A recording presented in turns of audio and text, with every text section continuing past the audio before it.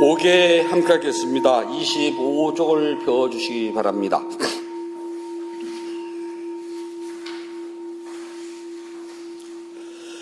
용서하여 주십시오. 용서하여 주십시오. 용서하여 주십시오. 용서하여 주십시오. 몸으로 지으나 입으로 지으나 마음으로 지으나 이 세 가지로 인한 모든 어물이 사라져서 병 없이 수명이 장수하고 위험이나 원수가 없어지고 좋은 선업의 결과만 생겨서 이러한 이익으로 북다 보배, 당마 보배, 쌍가 보배라는 높고 귀한 세 가지 보배와 오늘 스님께 지극한 마음으로 두 손 모아 교만을 없애고 존경을 다하여 합장하여 배웠고 예배를 올립니다.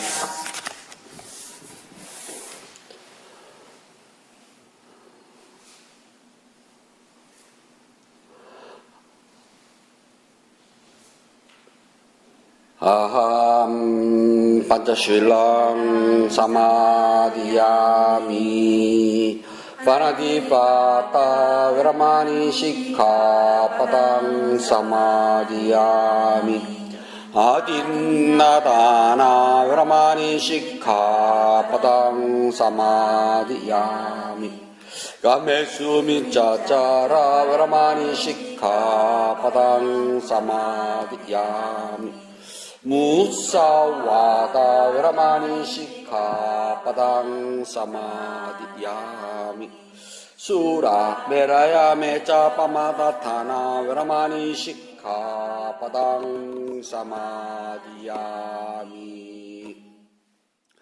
11월 3일 첫째 주 일요본문을 하도록 하겠습니다. 부처님 말씀 함께 하겠습니다. 사유타 니까야 1권 70번경 세상경 2번 구절입니다. 무엇에 세상이 생겨났고 무엇에서 친교를 맺습니까?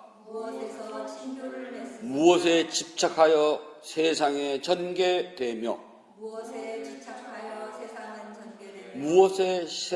시달립니까?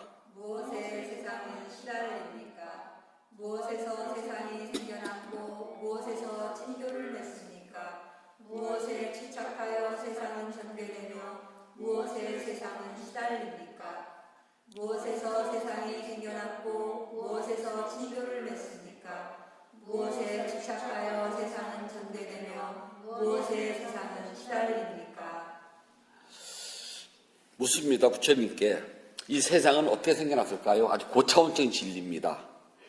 그리고 생겨났다면 무엇에 의해서 서로가 왕래를 합니까? 친교 사귄다는 소리거든요. 그리고 무엇에 집착을 합니까? 그리고 어떻게 전개가 될까요? 무엇에 시달릴까요? 그러니까 질문의 요지는요, 어떻게 생겨났을까요? 무엇을 가지고 서로가 왔다리 갔다리 왕래를 할까요? 그리고 무엇에 집착을 할까요?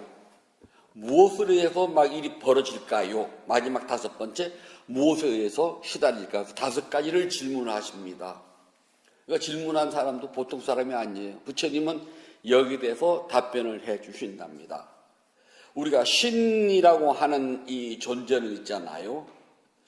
종교의 대상으로서 초인간적이고 초자연적인 위력을 가지고 있다고 믿는답니다.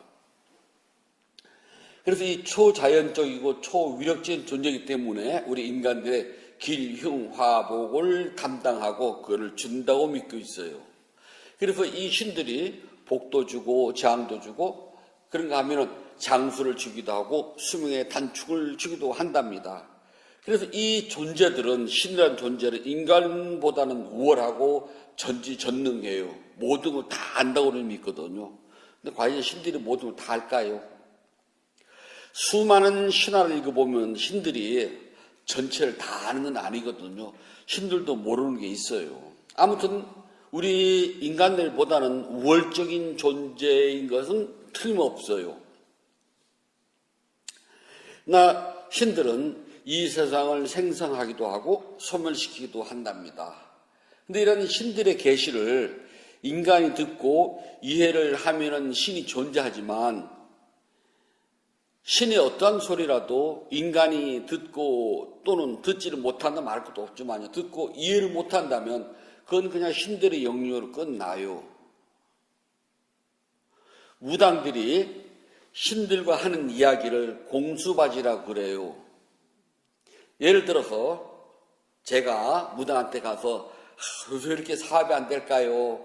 제가 사업이 좀 잘 되고 싶은데요. 그랬더니 이제 무당이 딸랑딸랑 하면서 신을 불러냅니다. 자기가 성의 신을. 그리고 성찬이가 왜 이렇게 사업이 요즘 안 되냐? 너 뭐 어쩌고 저쩌고 그래. 그러면 내가 아이고 잘못했습니다. 제가 떡해놓고 고사할게. 그래 떡해놓고 고사해. 이렇게 주거니 받거나는 소리를 공수바지라고 그래요. 이건 아무도 못 이긴답니다. 누가 신들 봤나요? 그래 무당들 보면은 뭐 중전마마 신 뭐 그렇게 나오잖아요. 중전마마를 모시고 자기가 중전마마라고요. 중전마마는 왕비인데요. 정식 왕비인데 왕비가 살아생전에 그렇게 대우를 받았는데 무슨 원한이 맺혀가지고 죽고 귀신 돼가지고 합찬한 저 무당 몸이 붙을까? 전 그렇게 생각을 해요. 너는 내가 천녀인데 천녀라서 무당 몸이 붙어서 먹고 살아요. 아니 하늘나라 천녀가 그래도 곧 죽어도 천녀인데 하찮은 인간 몸이 붙어서 기생하고 살까요? 제가 만약에 천신이라면 저 그렇게는 안 살 것 같아요. 그래 무당들이 좀 물어봐요. 아니 저 하늘나라 천신이고 천년인데 하늘나라 천신이고 천년이 얼마나 할 일이 없고 그랬으면 비루한 인간 몸이 붙어서 그렇게 차량하게 밥벼러 먹고 사니 점쳐주고 내가 천신이라면 절대 안 할 것 같다. 그건 누군가 여기저기 떠돌아다니는 귀신이 네 몸에 붙어서 사기치는 거야. 천신이라고. 봤냐? 물론 무당은 자기는 봤다 그러죠. 그 소리를 들었다 그러고요. 그 소리를요. 저희 같은 사람들한테 이야기 100번 해봤자 저희는 귀에 들어오지도 않아. 듣지도 않고. 그러면 아무리 제 귀에 아니면 제 앞에 나타나고 내가 천신이야, 내가 중전마마야, 내가 손녀야 하고 이야기 한들 저는 그거를 이해도 하지 않고 용납도 하지도 않아요. 그러면 저한테 들어오는 그 소리는 쓸모없는 신의 소리가 된답니다. 그런데 그 소리를 듣고 어머 당신이 중전마마이고 당신이 천신이고 당신이 천녀고 당신이 뭐 장군이야 라고 이해를 하고 믿고 따를 때 그때 비로소 성립이 된답니다. 신과 인간관계가. 그러니까 세상 없는 신의 소리도요. 내가 믿지 않고 따르지 않으면 이해하지 않으면 소용없어요. 기도를 합니다. 기도를 할 때 정신, 마음이 집중됐으니까 여러 가지 몸과 마음, 그 현상이 나타나요. 우리는 그냥 순간 일어났다 사라지는 현상이라고만 우리는 칩을 합니다. 그래서 어떤 일이 있더라도 그냥 보임, 그냥 말아버려요. 몸이 가벼우면 가벼운 거로 말아버려요. 그런데 이걸 가지고서 먹고 사는 사람들은 눈이 앞에 환하게 빛났어요. 그러면 좀 더 바라보세요. 색깔이 어떻게 됐어요. 더 깊이 들어가 보세요. 어쩌고 하거든요. 그럼 점점 그쪽으로 발달이 돼요. 그리고 자기 온몸이 환한 빛으로 둘러싸였다고 그러거든요. 눈 뜨고 실제로 보라고 빛이 나나 안 나나. 몸이 그냥 가벼워가지고 깃털처럼 가면서 허공을 방방 날아다녀요. 좋아요. 그때 눈 뜨고 실제로 궁대로 보라니까요. 붕붕 떠서 날아다니는지 아니면 방바닥에 철쭉 달라붙어 있는지. 그냥 그런 현상이 나타났을 때 현상으로만 치부하고 알아차리면 그걸로 끝인데 여기에 대해서 특별한 의미를 부여하고 그거를 나름대로 이해를 할 때 그때는 이제 문제가 생겨요. 세상 없는 신의 소리라도 이해하지 못하고 받아들이지 못하면요, 그건 신의 소리가 아니에요. 아무 쓸모없는 소리랍니다. 우리 한 번쯤은 다 신의 소리를 들어보지 않았어요? 한 번쯤 다 들어요. 그런데 우리는 그걸 별 의미 없이 그냥 넘겨버려요. 근데 그에도 의미를 줍니다. 그러면 이제 자꾸 와요. 오게 되는 순간 신이 원하는 대로 안 해주잖아요. 그럼 우리가 뭐라 그걸 보고 신병이라고 그래요. 몸과 마음이 병이 들어. 첫째 마음이 병이 들었으니까 몸도 병 들어가요. 그 치료도 안 났어요. 왜? 마음이 병 들었는데 몸뚱아리 아무리 치료해 본들 낫겠습니까? 그러나 우리는 그걸 어쩌라고, 무슨 말을 해도 있잖아요. 어쩌라고, 어떤 게 나타나도 어쩌라고 끝이에요. 하늘나라 천신들이 나타나서 막 밥을 떠먹여 준들 눈 뜨고 보라니까요. 그럼 이 앞에 밥상이 있는지 없는지 없잖아요. 그런데 누군가 계속 밥상에도 막 밥을 먹어준다고 혼자서 그러고 있거든요. 그리고 눈을 뜨면 배가 고파요. 그럼 또 눈을 감고 천신들이 밥을 주길 기다려요. 근데 그게 맷도 오는 건 아니걸랑요. 그렇게 맷대 온다고 한들 이 물질로 구성된 몸을 가진 이상은 있잖아요. 정신세계에서 벌어지는 그러한 밥을 아부려고 본들 이 몸 지탱 못해요. 병들고 지쳐가거든요. 그래서 이제 비로소 푸닥거리를 하고 나면은 현실계와 타협이 돼요. 아, 신들의 영역은 이래서 난 신들을 모셨을 때는 배부르고 그래서 할 때는 나 사람만 먹어야 돼. 그걸 비로소 인식하게 된다는 겁니다. 별것도 아니잖아요. 그래서 신의 존재도 있잖아요. 우리 인간이 그 존재를 이해하고 믿고 받아들고 따를 때 신의 존재가 있는 것이지 안 받아들이면 소용없어요. 세상의 모든 종교는 있잖아요. 신을 있다고 인정을 한답니다. 그리고 그 종교의 창시자들은 자기가 어느 날 동굴이든 광야에서든 기도를 하다가 신의 목소리를 들어요. 그리고 자기가 이해를 하고 자기가 이해한 대로 자기 추종자를 모아서 신의 목소리를 전해요. 또 전하다 보면 추종자가 생겨요. 그래 그들을 이끌고 무리가 되어가지고 세상에다가 자기가 들었던 신의 목소리를 전파를 해요. 근데 부처님은 있잖아요. 신의 목소리를 전파하지 않은 분이랍니다. 유일하게 해요. 스스로 수행을 통해서 스스로 법칙을 깨달아요. 그리고 자신이 깨달은 바를 제자들에게 이야기를 해줍니다. 그리고 누구든지 내가 가르친 대로 하만 한다면 나와 똑같은 경험을 하게 될 거야 라고 확정적으로 말씀하십니다.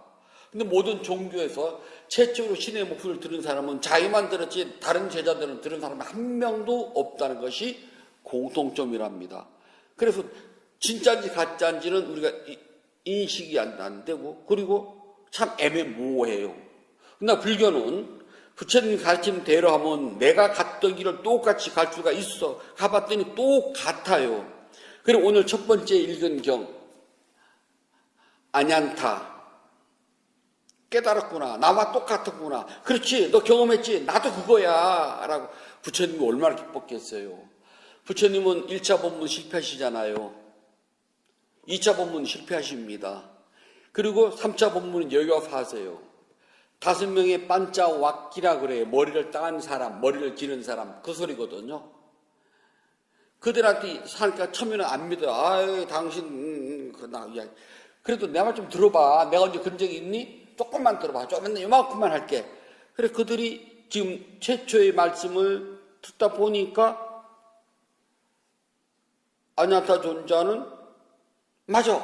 딱 그대로 깨달았어요. 그래서 얼마나 기뻤는지 그냥 나와 같다. 아냔타라고 그래요. 그래서 죽는 날까지 이름이 아냐타 존자입니다. 최초의 결집을 할 때요. 인도 성지순례를 가면은 좀 산 올라가는데 칠력굴이 있답니다. 대부분 거기는 안 가요. 산길 가봤자 뻥 떨어진 동굴 하나거든요. 그거 보러 거기까지 더운데 올라가고 안 가거든요. 근데 저는 꼭 가요. 거기가 불교 역사에서 매우 중요하답니다. 부처님이 돌아가신 후에 쿠시나가라에서 돌아가시는데 약속을 해요. 우리 3개월 후에 왕사성에서 만나기로 하자. 근데 거기서 부처님 말씀을 모으기로 하자. 오케이. 그래서 각 지역 대표들을 뽑기로 합니다. 500명을요.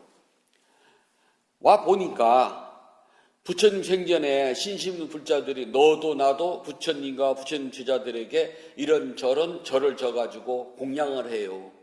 근데 부처님 돌아가셨다고 거기 안 살다 보니까 막 그 절들이 무너지고 엉망이 되거든요. 그래서 사람들 손가락질을 해요. 스승이 돌아가셨다고 우리가 힘들게 공양한 저 건물들을 버려서 못쓰게 만드냐라고요. 그러자 그 제자 중에서 제일 나이가 많았던 까사빠가 제자를 모아가지고 이래서는 안 된다. 스승을 욕먹이지 말자. 우리가 시간이 있으니 결집하는 날까지 각자 흩어져서 인연 있는 곳에 가서 절들을 다시 깔끔하게 고치고 수리하고 청소를 해놓고 만납시다. 그래 다 흩어져서 해요. 그때부터 절은 깨끗하게 유지가 되도록 되어 있거든요. 그리고 500명이 그래서 모였답니다.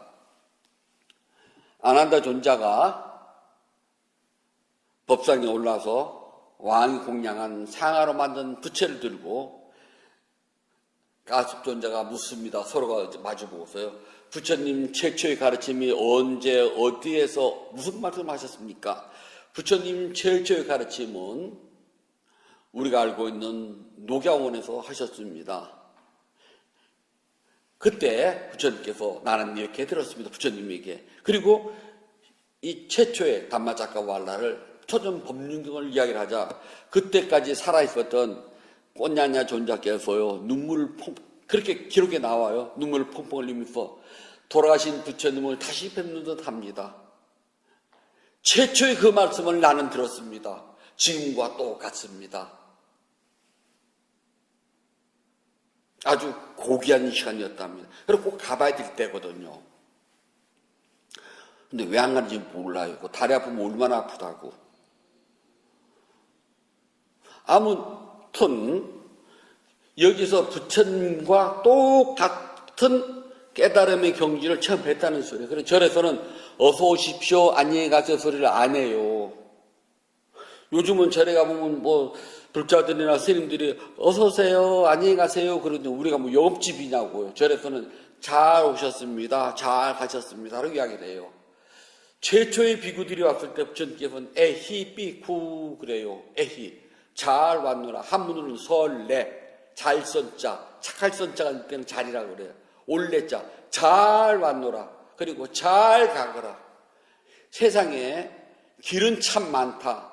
그러나 깨달음의 길로 잘 왔노라. 그래서 잘 오십시오 그러고요. 갈 때는 여기서 벗어나면 길이 참 많습니다. 길이 많더라도 잘못된 길로 가지 말고 지금 이 자리에서 들었던 이 법의 길을 잘 듣고 오직 법의 길로만 바르게 가세요. 그래서 절에서는 잘 오셨습니다, 잘 가세요 라고 하는 유행한 가사 같네. 잘 가서 잘 가서 그러잖아요. 그게 아닙니다. 우리는 진리의 길로 잘 가라는 거랍니다. 그래서 불자들은 누구나 부처님 말씀을 듣고 이해를 할 때 부처님 법이 존재하는 것이지 부처님 법을 이해를 못하면 그것도 바르게 늘 들어갑니다. 이해를 못하면 부처님 법은 존재하지 않아요. 기도를 해가지고 소원 성취하는 것이 불교라고 알았다면 그건 잘못한 거거든요. 부처님은 나한테 떡 해놓고 밥 해놓고 과일 넣고 돈 넣고 빌면 너 소원 이루어줄게 단 한 번도 없었다는 겁니다. 그리고 부처님은 나는 그런 존재가 아니다, 나는 신이 아니다라고 잘라 말씀하세요. 나는 수행자이다. 그래서 나는 내가 수행으로서 깨달은 그것을 너희들에게 알려줄 테니 너희도 나와 같은 길을 걸어가면서 나와 같은 깨달음을 성취해 보렴. 그러면 몸과 마음이 고통에서 벗어나서 행복해진단다 라고 가르쳐 주셨답니다. 그런데 대부분의 불자들은 기도를 하고 자기가 원하는 세상의 욕망을 성취하길 바라요. 부처님이 행복하려면 세상의 욕망을 버리라고 가르쳐 주셨잖아요. 시연하 시간도 말씀하셨죠. 제가 이야기했지만은 저 19 신체험을 받고 군대 가려고 할 때 있잖아요. 저 누구보다 가기 싫었다고 그랬잖아요. 그래서 저는 정말 무릎이 시리도록 뼈골 빠지게 기도를 했거든요. 1년 남짓을 기도를 했어요. 정말 막 온 정성을 다 바쳤어요. 그런데 기도가 안 이루어졌어요. 저 군대 갔거든요. 33개월하고 7일 했어요. 그러면 제 기도는 영험이 없는 건가요? 제 기도는 정성이 부족했나요? 저만큼 간절한 마음을 누가 감히 저한테 정성이 부족하네, 신심이 없네 소리를 할 수가 있습니까? 누가 그 말을 저한테 감히 할 수가 있어요? 저보다 더 간절한 사람이 이 세상에 있겠습니까? 저 당사자잖아요.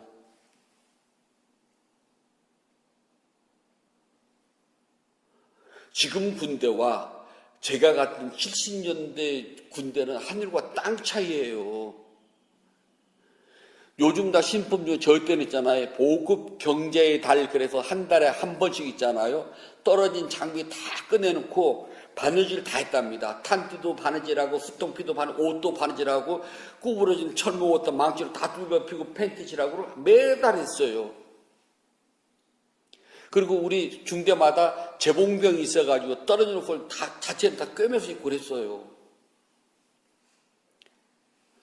저희 때는 혼방이라는 것을 2번 줬어요. 저희 앞 군번은 있잖아요. 광목은 1번, 혼방 1번을 줬어요. 저희가 혼방 2번을 받아가지고 자들 가니까 너희는 이걸 2번씩을 줬냐? 그랬어요. 그리고 그때는 제일 깨끗한 새옷을 일개장이라고 그랬답니다. 거기는 명찰 계급장 다리에 탁 붙여서 옷걸이다 쫙 걸어놔요. 그래서 휴가, 외출, 요양 오면 그 옷을 입었답니다. 요즘 그런 거 없잖아요. 그리고 계급 높은 분들이 오시거나 사회를 할 때는 일개장 피복을 입어요. 제일 깨끗한 거, 제일 바닥바닥한 거. 그때는 통일화라 그래가지고 군화는 특별한 날 신는 거고요. 이 천으로 만든 캔버스 천으로 만든 농구와 같은 통일화를 보통 신었답니다. 그리고 제대로나 먹었으면 춥고 떨리고 배고프고 사실 군대는 그런 데는 어디 가요. 그거를 간 사람은 저예요. 그게 가기 싫다고 정말 무릎이 시리도록 목이 터지도록 피가 넘도록 기도한 사람 누구? 저예요. 당사자라고요. 그런데 저 영장 받아서 가요. 그랬더니 네가 한 기도가 정성이 부족했나 보다. 신심이 부족해서 그래. 말 쉬워요. 그러나 저의 이 간절함을 누가 감히 계량을 하겠습니까? 저는 장담 있게 말해요. 저보다, 당사자인 저보다 더 간절한 사람이 누가 있겠습니까? 영험이 없다고요? 어떻게 비교를 해가지고요? 신심이 없다고요? 무엇에 비교를 해가지고요?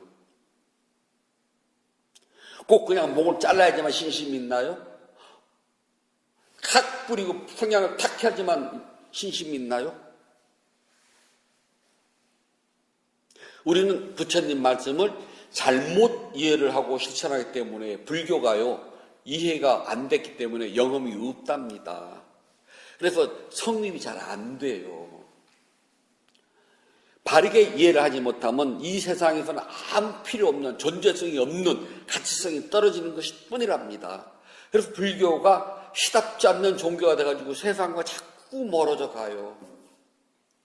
제가 보면 다른 스님들 뭘 할지 모르겠지만 제가 바라보는 입장에서는 하루하루가 걱정돼요. 하루하루가 걱정되고 앞날이 정말 깜깜해. 아무것도 보질 않아요. 물론 살아는 않겠죠. 어떻게 해요? 하찮은 정말 말하기가 거북할 그런 존재로 남을지도 모릅니다. 그냥 꼴통품으로 남을 거예요. 쓰는 꼴통품은 실제로는 못 써요. 그냥 보는 데는 괜찮아요. 우리 이런 거 있다고 보여주는 꼴통품, 박물관에 가면 있는 것들 있잖아요. 실제로는 쓸 수는 없어요. 그러나 남들한테 보일 수 있기는 좋아요. 그게 꼴통품이랍니다. 우리 존재가 꼴통품이 안 된다고 누가 감히 말할 수 있겠어요. 지금 같은 태세로 간다면요. 부처님께서는요, 당신께서 우리에게 가르쳐준 이 법을 우리가 바르게 이해할 때에 고귀한 법이 되고 그 존재성이 있다고 그랬어요. 근데 우리가 바르게 이해를 하지 못하고 실천하지 못하면 이 법은 고귀한 법이 아니고 이 세상에 존재성이 그렇게 크게 요구되지 않는답니다. 부처님께서는요, 우리 흔히 말할 때 우주 삼라만상에 안에 계신 곳이 없으신 부처님 그러는데 그 우주가 어떤 우주일까요? 우리 눈에 보이는 태양계가 우주일까요? 아니면 태양계를 벗어난 저 다른 은하계까지 우주라고 할까요? 부처님께서는 우리의 눈, 귀, 코, 입, 몸, 마음이라는 6가닥 외에는 말씀하시지 않았어요. 내가 눈으로 보고 귀로 듣고 하는 이 모든 그 안에서 우리는 우주라고 부처님께서 말씀하셨답니다. 그래서 이렇게 형성된 우주는 영원하지 않다가 기본이랍니다. 왜냐하면 조건으로 형성된 모든 것들은 이 세상에 무엇 하나 영원한 것이 없어요. 모두가 다 사라진답니다. 조건으로 형성된 것은 정말 영원하지 않아요. 모든 것은 반드시 사라지게 되어 있답니다. 우주가 아무리 넓고 못하더라도 우리의 감각기관 내에 들어오지 않으면 우리는 몰라요. 그래서 우리는 우주 끝을 모른답니다. 우리가 이 두 눈으로 볼 수 있는 우주는 한정되어 있어요. 우리 두 눈으로 보이지 않는 우주는 우리가 얼마나 큰지 어떤지 우리는 모른답니다. 그건 모든 과학자들이 다 이야기를 해요. 설령 최고 성능을 가진 천체의 많은 경우를 본다고 해도 망원경의 한계 4가지가 우주지 망원경의 한계를 벗어나는 그 너머의 우주는 모르는 것이 사실이랍니다. 그래서 부처님께서는 우리의 6감각기관 내에 왕래하는 것, 친교하는 것만 존재한다고 말했고 그것만 우주라고 우리는 이야기를 해요. 크게 장황하게 이야기하지 않는답니다. 그래서 여기서 말하는 우리가 자수, 6, 눈, 귀, 코, 입이 아니라 사실 혀입니다. 그 다음에 몸, 마음 이 6개만 우리가 구성하고 있는 기관 요소로서 이 6개에서 와 닿는 대상만 우리는 알 수가 있어요. 그럼 모르는 건 몰라요. 그뿐이랍니다. 그래서 이 세상의 모든 것은 6감각기관과 친교를 해요. 그리고 6감각기관은 각자의 고유한 영역이 있는데 이 영역을 절대 침범할 수가 없답니다. 예를 들어서 우리가 있잖아요. 물을 마신답니다. 이 물을 누가 먹어요? 그러면 내가요. 그러면 안 맞아요. 불교에서. 왜냐하면 내가 그러면 손에다가 물을 부으면은 손이 물을 먹겠네요. 그런데 이 손은 누구 손? 내 손이잖아요. 갈증이 날 때 아무리 손에다 물을 부어도요. 갈증은 안 가셔요. 이때는 물을 입으로 먹어야지만 갈증이 가시거든요. 이때 입만이 가지는 고유한 기능이 먹을 수 있는 것을 먹었을 때 친교한다고 그래요. 이때만 성립이 됩니다. 눈은 보는 것이에요. 눈을 감고 귀에다가 아무리 문질러도 빨갛다 파랗다를 몰라요. 그러니까 눈은 눈만이 가지는 고유한 기능과 친교를 맺어요. 어떤 것이 빛깔과 모양을. 귀는 소리랍니다. 이 소리를 입에다가 아무리 넣어도요 몰라요. 그래서 귀는 소리라고 하는 감각 대상이 와서 닿을 때만 친교를 하고 한답니다. 그래서 우리의 6감각기관은 고유한 기능이 있고 이 고유한 기능은 각각의 고유한 감각 대상을 받아들일 때만 서로가 왔다 갔다 이걸 친교라고 그런답니다. 즉 눈은 빛깔과 모양, 귀는 소리, 코는 향기, 혀는 맛봄, 몸은 감촉, 마음은 생각. 그래서 여기만 다른 것을 절대 간섭하지 않아요. 그리고 이것들은 서로가 연결되어 있답니다. 고유한 기능은 있지만 서로가 연결되어서 우리가 종합적으로 판단할 수가 있어요. 음식을 먹지 않아도 눈에 보이는 빛깔이 좋아요. 코로 들어오는 향기가 좋답니다. 그러면 우리는 먹어보지도 않았는데 야 맛있겠다라고 우리는 생각을 한답니다. 사실 먹어보지 않고서는 맛있는지 맛없는지 모르거든요. 미얀마를 가면은요 장날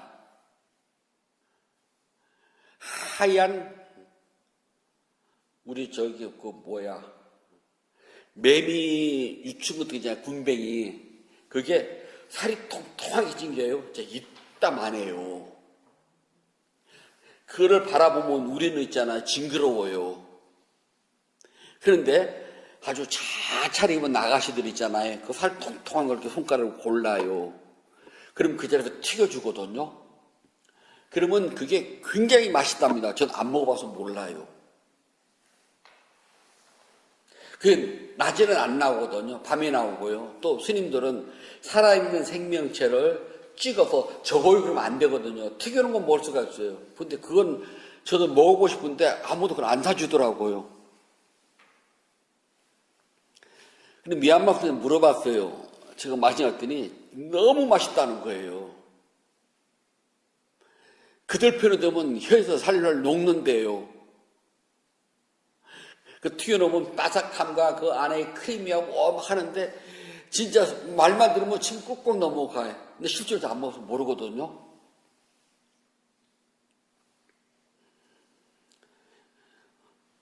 요만한 메기를요 말려가지고 연기를 쏘여요. 새카매요.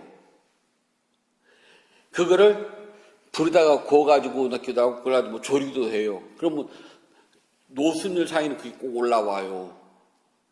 근데 보면은 먹고 싶은 생각 안 나요. 정말 새카매요. 연기를 꺼져가지고 손에 이렇게 하면 그 새카매도 묻어요. 기름이잖아요. 먹 생각하면 돼. 먹물무도 똑같아요. 그래서 자시고 나면 얘가 새카맣거든요. 굉장히 맛있대요. 그러면 저한테도 이제 먹다가 한 마리를 주시거든요. 보는 순간 맛있으니까 절대 안 들어가요. 근데 그거를 찢어서 먹어보면 딱 넣는 순간 침 넘어가네. 진짜 맛있거든요. 즉 눈과 입이 상호작용, 즉 친교를 맺는데 이게 꼭 맞지는 않는다는 거예요. 눈으로는 되게 맛있게 보이는데 먹기 싫은 게 있고, 또 반대로 눈으로는 되게 맛있는데 맛이 되게 없는 게 있어요. 중국 가면 취두부가 있고 솜두부가 있어요. 취두부는 그야말로 딱 쳐다보는 순간 그냥 그래 정말 냄새도 취득하고 그러는데 저거 되게 좋아하거든요. 먹으면 되게 맛있어요. 은남성이 가면요 두부를 발효시켜요. 그러면 위에 곰팡이가 펴가지고 솜처럼 막 이렇게 일어나거든요. 그거 튀기면 정말 혀에서 녹아요. 근데 딱 보는 순간 고개를 흔들거든요. 먹어보면은요 달라요. 그래서 우리는 6개의 감각 기관이 각각의 대상을 보고 인식을 하고 그리고 나서는 다른 기관, 즉 입, 코, 귀, 눈 뭐 등등등에 따라서요 서로 친교를 한답니다. 그때 뭐라고 하냐? 세상이 생겨났다라고 이야기를 해요. 여러분 우빤나 그래 세상이 생겨난다. 그러면 비로소 존재성을 인정받는답니다. 그래서 내가 이해하지 못하면 내가 받아들이지 못하면 세상은 안 생겨나요. 하나도 중요하지 않아요. 우리가 공기가 중요하다고 하지만은 평상시에는 있잖아요. 왜 중요한지 몰라요. 왜냐하면 절실하지 않잖아요. 근데 군대를 가면은 유격훈련 받을 때 깨프실을 들어간답니다. 깨프실 들어가면은 이렇게 기침, 재치, 콧물 나는 걸 피워요. 그래 이제 그 안에 들어가서 저희 때는 마스크를 통째로 벗었거든요. 벗고 군가를 부리고 꼭 어머니의 은혜를 부르게 해요. 그런데 마지막 가서는 꼭 스승의 꼭 그렇게 나가더라고요. 그렇게 유도를 해요. 그러면 나오면은 그 맑은 공기의 고마움이 그때 느껴요. 그때만 한 10초 정도. 그 10초 지나면 또 몰라요. 그래서 우리는 내가 대상을 인식해야지만이 세상이 탄생되고 세상이 존재돼요. 마찬가지로 부처님의 가르침도 내가 바르게 이해를 할 때 존재가 하는 것이지 내가 바르게 이해를 못하면 부처님 가르침 존재 안 해요. 그래서 나 아쉽고 필요할 때만 와. 보통 때는 생각도 안 나요. 그리고 대부분 불자님들이 부처님 가르침을 이해를 못하고서 길흉화복을 비는 그냥 신의 존재로만 인식한다는 겁니다. 부처님 절대 신 아닙니다. 부처님은 우리가 아무리 빌어도 해줄 수 있는 능력이 없어요. 그분 신 아니거든요. 그분도 사람들이 주는 밥 얻어먹고 사셨고 사람들이 버는 헌금 주워가지고 옷 입으셨어요. 안 주면 쫄쫄 굶으신 분입니다. 그분도 아팠어요. 자주 아프셨답니다. 배도 자주 고프셨어요. 물을 못 드시면 갈증이 나신 분이라니까요. 흙탕물이라도 마셔야 됐던 분이에요. 그분이 우리한테 뭘 주겠어요? 나 아파요. 부처님한테 빌지 말아요. 병원에 더 빨라. 진료는 의사에게, 약은 약사에게. 우리 아들이 공부를 못해요. 기도한다고 서울대 가냐? 안 그래요. 저기 강남에 일타 강사를 찾아가서 그 훨씬 빠르답니다. 사업이 어쩌고저쩌고요. 그러면요 컨설팅을 찾아가세요. 그리고 은행을 찾아가서 융자를 받으세요. 그게 더 빨라요.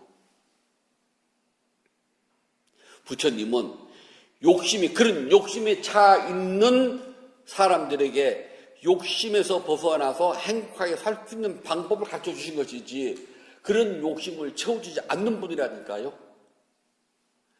그래서 이 몸은 물질과 마음 두 가지인데요. 물질, 루빠라 그래요. 몸, 까야라 그런답니다. 달라요. 물질 그러면 이것도 물질이고 이것도 물질이고 이것도 물질이고 나도 물질이에요. 루빠. 그 안에서 이 몸뚱아리를 까야라고 불러요. 이 까야 안에는 6개의 감각기관이 있어서 서로가 상호작용한다고 그랬잖아요. 이걸 친교를 맺는다라고 이야기를 합니다. 여기서는요 어떻게 말하냐면 산타밤 그다음에 까로띠 그래요. 산타밤 서로 사귀는 거예요. 그래서 눈은 코로도 사귀고 입으로도 사귀고 귀는 눈도 사귀고 코도 사귀고 입도 사귀고 서로가 왔다리 갔다리 한다는 아까 음식 비유로 했잖아요. 먹어보지 않았지만 야 눈으로 보기가 먹음직스럽다. 코에 들어오는 향기가 맛있겠다. 그럼 야 저거 먹으면 맛있겠는데 먹지도 않았지만 우리는 맛있다고 생각을 한답니다. 그걸 보고 친교를 맺는다 그래요. 지금 이제 가을이니까 가을에 부르는 노래들이 많이 나오잖아요. 근데 가을의 노래를 들으면은 풍성하다는 생각이 들어요. 아니면 이제 낙엽이 지고 해가 저물어가는 쓸쓸한 느낌이 들어요. 대부분은 가을의 노래를 들으면 왠지 쓸쓸하고 마무리 지어가는 느낌이 들잖아요. 봄 노래를 들으면 화창한 봄날에 뭔가 막 조금 움직이는 노래거든요. 그래서 나는 그 노래를 귀로 듣고 마음과 친교를 맺어요. 아, 이제 곧 눈이 오겠다. 이제 한 해가 마무리되네. 그렇게 해요. 그래서 6개의 감각기관은 서로가 산타밤, 친교를 맺는다 그래요. 뭐 친구 사귀도 사귄다는 소리를 똑같은 말이랍니다. 친구를 사귀는 것도 친교고요. 몸과 마음이 친구 사이도 서로가 왕래하는 것. 이해가 되셨죠? 산타밤. 그래서 친교를 맺는 순간 우리 마음은 고달퍼지기 시작한답니다. 눈에 보이는 것만 보면 아무 욕심 없는데 눈에 보이면 갖고 싶어요. 눈만 비유를 들게요. 눈을 보는 순간 먹고 싶어져요. 대만을 이제 혼자 성지순례를 하는데 어느 날 너무 힘이 딸리고 힘이 들어서 좀 뭔가 영양가 있는 걸 먹고 싶어요. 돈이 많지 않았거든요. 그래서 제가 가진 돈 형편 내에서 영양가 있는 것을 배불리 먹는 방법은 길거리에서 파는 찐빵이 이따만 왕찐빵. 그거 하나 먹으면 아침이 딱 해결되거든요. 그래, 그 집을 가서 일단 스님이지만 옷이 외국인이잖아요. 근데 아라이 머리 감으면 스님인 줄. 그래, 이거 한 개, 이거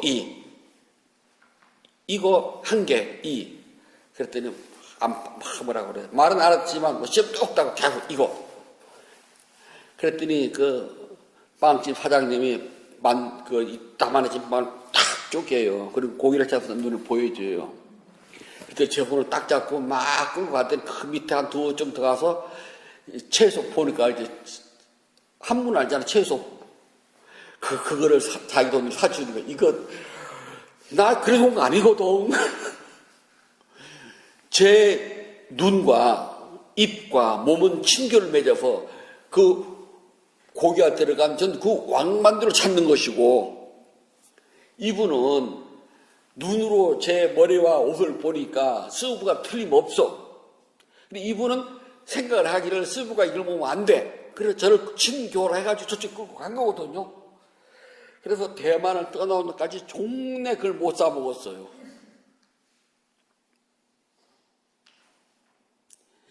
한국에서도 그런 몰라도 들어가는 이만한 게 정말 아침 몸막 김이 확 올라가니 진짜 몸직스럽거든요. 우리는 이렇게 서로가 친교를 맺는다는 것은 6개의 감각기관이 서로가 사이좋게 어울린다. 안 싸워요, 이놈은. 눈으로 먹기 싫은데 입으로 억지로 먹는 경우가 있어. 안 싸워요. 그렇다고 막 입이 그냥 막 눈을 먹뜯고 그럴 일 없거든요. 그렇지 않아요? 그래서 이 6개의 감각기관은 친교를 맺되 절대 안 싸운다는 것. 눈으로 보고 먹기 싫은 게 있잖아요. 그래도 먹어야 될 때가 있잖아요.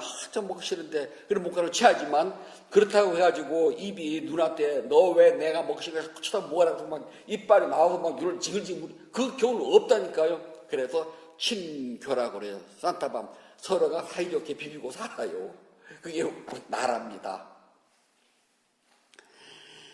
그렇게 되면은 우리가 집착 그러면 취착이라고 그러잖아요. 여기 보게 되면 뭐라 하면 우빠다야라고 그러는데 좋은 것만 갖는 것이 아니에요. 우리가 되게 많이 착각하는데 집착 그러면 좋아하는 것을 가지려고 하는 것이 아니라 싫어하는 것도 싫어하는 것 더 멀리 가고 싶잖아요.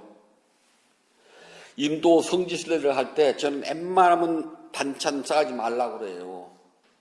그런데 여행사에서 보면 뿌덕뿌덕 밑반찬을 싸가지고 가거든요. 그 다음에 인도 냉장고도 없어요. 호텔 가봐서. 그리고 계속 돌아다니면 쉬 상해요. 그리고 김과 고추장 계속 그만 먹을 거예요. 그럼 영양실조가 돼가지고요. 힘들어요, 여행이. 그래서 저는 웬만하면 그 전에 김포공항 출발할 때는 가보면서 다 좀 버리라고 그래요. 그리고 몸만 가면 있잖아요.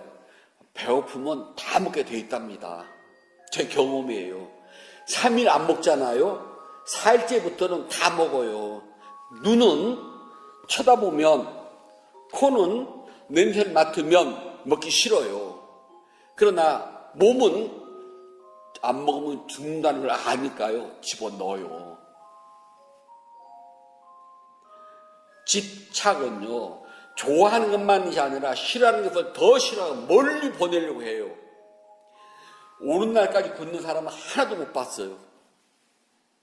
올 때쯤 되면은요, 스님 그거 맛있던데 그거 먹을 데 없어요. 그래요.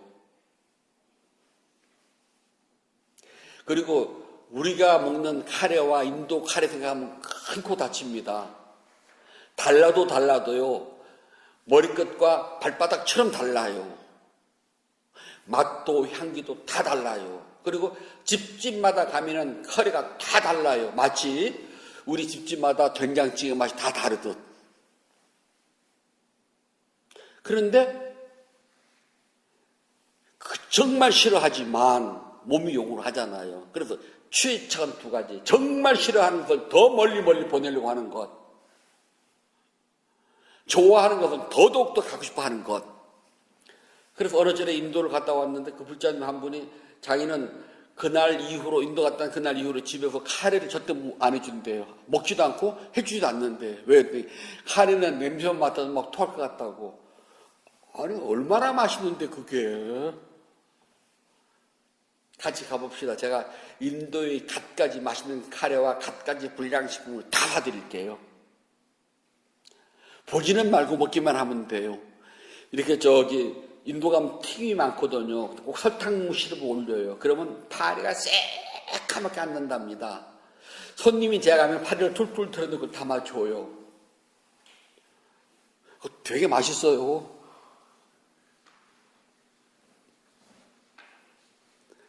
제가 꼭 사드린답니다. 겐지스 강에 가면 그 시체가 떠다니고 똥물과 온갖 쓰레기 폐수가 다 다니는 겐지스 강, 바란스 가면은요. 근데 그 물이 우리가 볼 때는 썩은 똥물이지만 인도 사람들은 고귀한 성수거든요. 그 시골 사람들 거기 오면 병에다 담아가지고 가요. 그래서 고향에 가서 그 겐짓을 못 온 사람한테 한 방울씩 나눠줘요. 한 방울. 그래서 그거를 이마에다 바르고 먹어요. 근데 저는 이제 배를 타고 가서 강 건너가서 백사에 내리거든요. 아침이 추워요. 그냥 짜이장 써 있는데 꼭 그 물을 끓여주거든요. 그러니까 약간의 쿰쿰하고 하여튼 좀 거시기한 냄새가 나요. 성술 끓인 거잖아요. 전 꼭 2잔씩 사드려요. 그 강물을 쳐다보고 그 생각 못 먹는데요. 끓인 거잖아요. 100도씨로. 그리고 성수라니까요. 그 물을 마시면 절대 지옥에 안 가. 전 지옥은 안 갈 거예요. 저 그거 되게 많이 마셨거든요. 그래서 그 물에다 목욕도 해봤거든요. 그래서 우리는 좋아하는 것은 더더욱 좋아하고 싫어하는 것은 더더욱 싫어해요. 이것을 보고서 취착이라고 그래요. 그래서 이 취착을 하게 되면은 우리의 몸과 마음은 있잖아요. 기본적으로 좋아하는 것은 더 땡기려고 그러고 싫어하는 것은 더 멀리 가는 것이 기본적으로 생긴답니다. 바로 그런 존재가 나랍니다. 불교에서는 나라는 존재를 모아놓으면 속아요. 근데 나라는 존재를 찢어놓고 발겨버리면 해체를 하면은 절대 안 속아요. 나는 몸과 마음으로 구성되어 있고 더 나누자면 마음의 4가지, 몸의 하나, 우리 5무더기 온이라고 한답니다. 나라는 존재는 5무더기에 불과해요. 그렇게 쪼개놓으면은 절대 나라는 것도 집착하지 않고 속지 않아요. 아파요. 당연한 거예요. 아픈 게 당연한 거예요. 다만 난 조금 덜 아프기를 바랄 뿐이에요. 그 아픈 게 조금 늦게 나타나길 바랄 뿐이고요. 늙어요. 당연해요. 피할 수 없답니다. 죽어요. 더더욱 당연하답니다. 절대 못 피해. 조금 일찍 올 수 있고 조금 늦게 올 수 있답니다. 언젠간 겪어야 되는 거예요. 그렇게 알게 된다면 나란 존재에 대해서 속지 않게 된답니다. 그럴 때 세상의 시작은 어디냐? 바로 요건 나.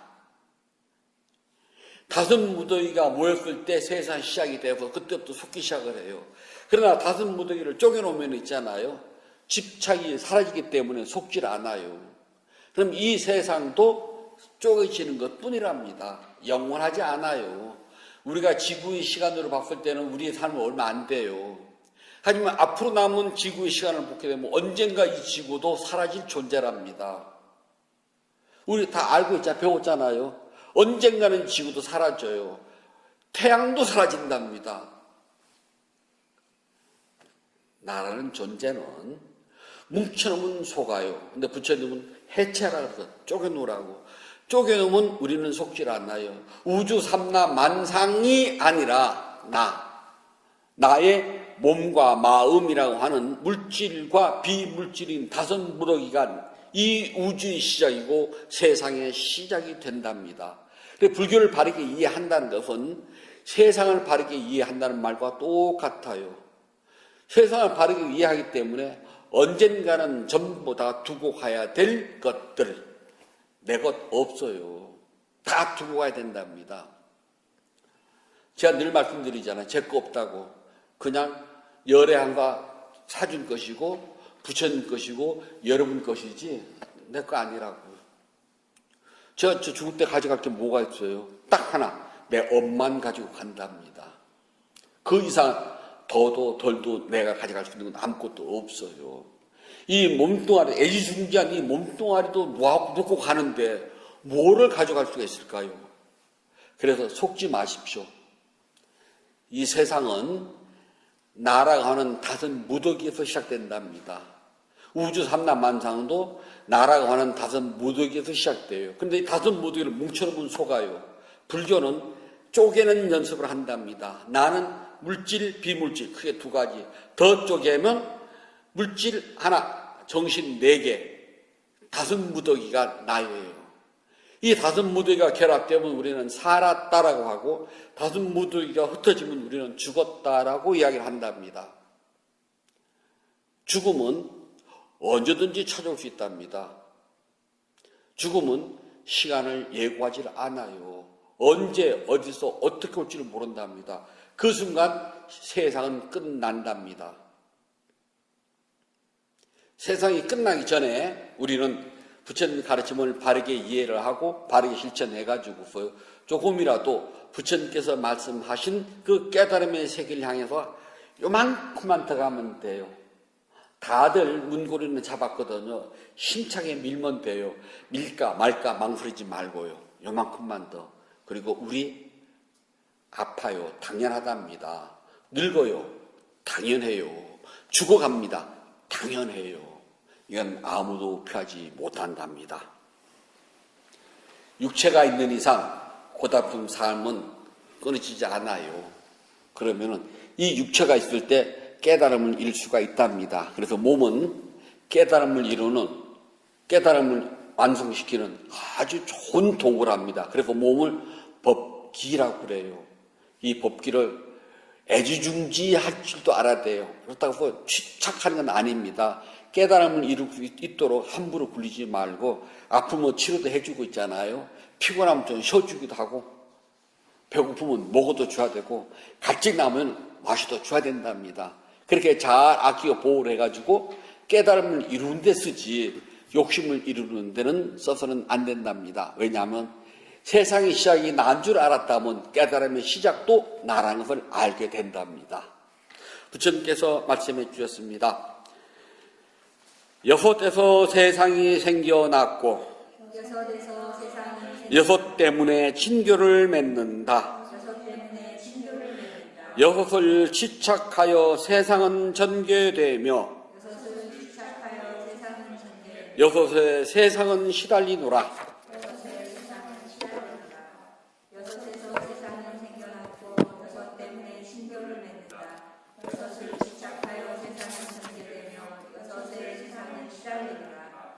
여섯에서 세상은 생겨났고 여섯 때문에 친교를 맺는다.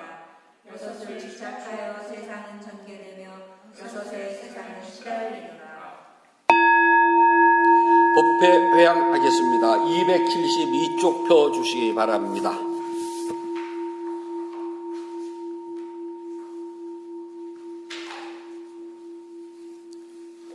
나누는 기쁨으로 자비 반응을 하였고 생을 위하여 문화를 잡는 서원을 세워야 합니다. 오늘의 수행이 계속 이어지길 서원하노니 제가 해탈 구하면 힘에 이르러서 허무한 사바세계의 모든 욕망과 집착이 끊어지이다. 제가 만약 다시 태어나 살아가는 동안 모든 악을 없애고 바른 마음 깊은 생각 참다운 지우와 청정한 노력이 충만하여 지이다.